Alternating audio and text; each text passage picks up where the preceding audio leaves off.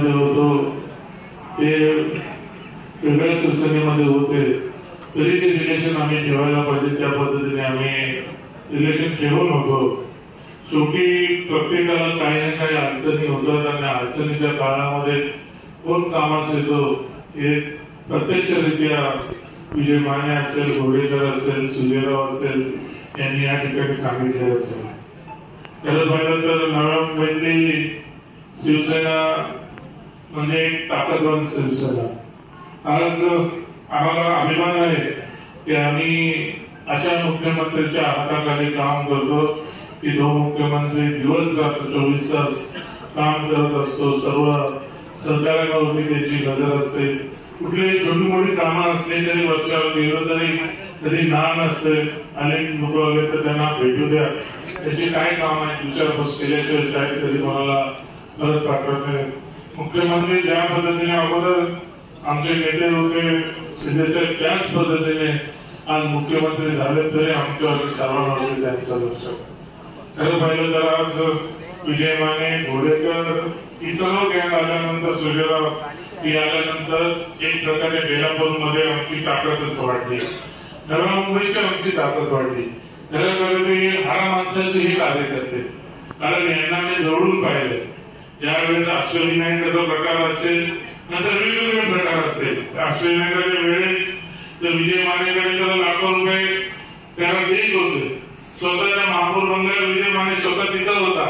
तर ज्यावेळेस सही करायची वेळ आली तेव्हा विजय माने तिकडनं पळून आला आणि पळून आल्यानंतर येऊन मला भेटलं की अशाची परिस्थिती आहे आणि अशाशी लोक फुटतायत. म्हणजे ही परिस्थिती असताना त्यावेळेस विजय माने पैसे घेऊन त्यांच्याबरोबर जाऊ शकला असता, पण तो गेला नाही. त्याच्यानंतर त्याचं सार्थक झालं. परत तो नगरसेवक झाला. आमच्या बरोबरीने पदाधिकारी शहर म्हणून तो काम करू लागला.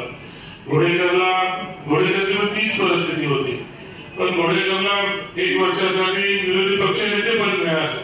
म्हणजे जो काम करणारा कार्यकर्ता, जो आडामागाचा कार्यकर्ता ज्यांनी आमदारांनी झेलले किती केसेस. मला वाटतं की सर्वात जास्त शिवसेनेमध्ये सर्वात जास्त केसेस विजय मानेवरती असतील, दुसऱ्या कोणावरती एवढे केसेस नसेल.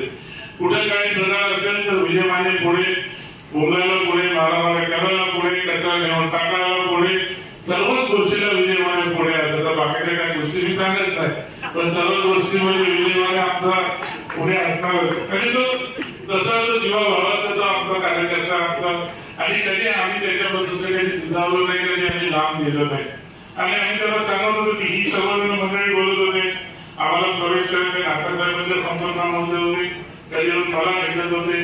तर आम्हाला माहिती आहे जरी कधी वेगवेगळे असलं तरी सुद्धा आम्ही सुखदुःखामध्ये आम्ही एकत्रपणे वावरत होतो. आणि आज चांगली गोष्ट आहे, अशा वेळेस आम्ही सर्वजणांना प्रवेश करत होतो. तर त्यांनी दोघांनी सांगितलं की आम्ही आता बेलापूर विधानसभा खाली केल्याशिवाय आम्ही राहणार नाही. आणि आता ती परिस्थिती, मला वाटतं ती परिस्थिती आता येऊन घेतलेली आहे. आणि काय गोष्टी आहेत ते थोड्या दिवसामध्ये तुम्हाला हळूहळू सर्व तुमच्या नजरेसमोर यायचं. आम्हाला या ठिकाणी वेगळ्या पद्धतीने मुख्यमंत्र्यांनी आम्हाला निर्देश दिले. आम्हाला एक मुख्यमंत्र्यांनी आम्हाला एकनाथ शिंदे साहेबांनी आम्हाला वेगळे आदेश दिले. मुख्यमंत्र्यांनी आम्हाला अशा पद्धतीचे आदेश दिलेले आहेत की कुठल्याही परिस्थितीमध्ये 45+ परत एकदा मोदी साहेबांना मुख्यमंत्री पंतप्रधान करायचंय. त्यांना तिसरी टर्म त्यांना म्हणजे हॅट्रिक त्यांची करायचंय. त्याच्यासाठी तुम्ही सर्वजण कामाला लागा. त्या बाबतीत मुख्यमंत्र्यांनी एकदा मुंबईमध्ये मीटिंग घेतली. नरेश मस्के असतील, बाकीचे सर्व ज्येष्ठ डॉक्टर श्रीकांत शिंदे असतील, यांच्या मार्गदर्शनाखाली ठाण्याला मीटिंग झाली. यांनी कुठल्याही पद्धतीने यावेळेस या ठाणे लोकसभेमध्ये कुठल्याही परिस्थितीमध्ये युतीचा आपला उमेदवार कशाही पद्धतीने निवडून आणायचा असं संघ मुख्यमंत्र्यांनी बांधलेला आहे. आणि त्यासाठी आज विजय माने सारखे असेल, घोडेकर सारखे, सुजयराव सारखे सर्व कार्यकर्ते आमच्यामध्ये